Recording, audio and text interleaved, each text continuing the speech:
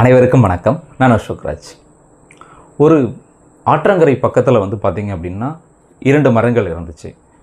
அப்போ அங்கே வந்த ஒரு குருவி என்ன பண்ணுச்சு அப்படின்னா, அது ஆக்சுவலாக மழைக்காலம். ஸோ அதனால் என்ன சொல்லிச்சு அப்படின்னா, ஃபஸ்ட்டு மரத்திட்ட கேட்குது, இந்த மாதிரி மழைக்காலம் வந்துருச்சு, நான் கூடு கட்டி உன்னுடைய மரத்திலே நான் தங்க போகிறேன், எனக்கு கொஞ்சம் அனுமதி கொடு அப்படின்னு சொல்லிட்டு முதல் மரத்தில் அந்த குருவி கேட்குது.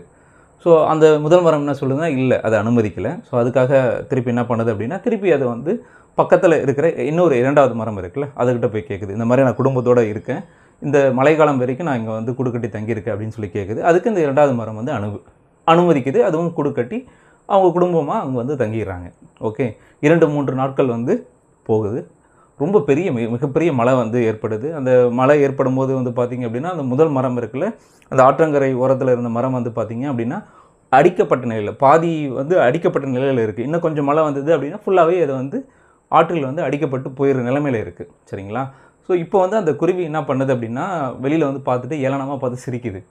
சிரிச்சுட்டு, நான் உன்கிட்ட கூடு கட்டி உன்னுடைய இடத்துல தங்கணும்னு சொல்லி கேட்டேன், நீ அனுமதிக்கலைல்ல, ஸோ எப்படி நடந்துச்சு பாரு உனக்கு அப்படின்னு சொல்லி ஏளனமாக அதை பார்த்து சிரிக்குது.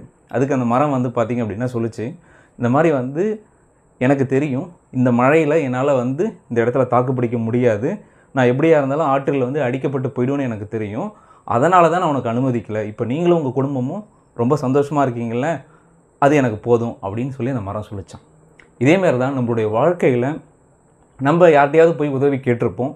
அவங்க பார்த்திங்கன்னா அந்த உதவியை உங்களுக்கு உதவி செய்யாமல் அவங்க மறுக்கப்பட்டிருப்பாங்க. அதாவது உங்களுக்கு அந்த உதவி செய்யாமல் இருந்திருப்பாங்க. அதுக்காக அவங்கள நம்ம தப்பாக நினைக்கக்கூடாது. ஏன்னா அவங்களுடைய சூழ்நிலைகளும் அவங்க படக்கூடிய இன்னல்களும் கண்டிப்பாக நம்மளுக்கு தெரியாது, தெரியாமல் போகலாம். சரிங்களா? ஸோ இந்த வீடியோ உங்களுக்கு பிடிச்சிருந்தது அப்படின்னா லைக் பண்ணிட்டு உங்கள் ஃப்ரெண்டுகளுக்கும் ஷேர் பண்ணுங்கள். பாய்.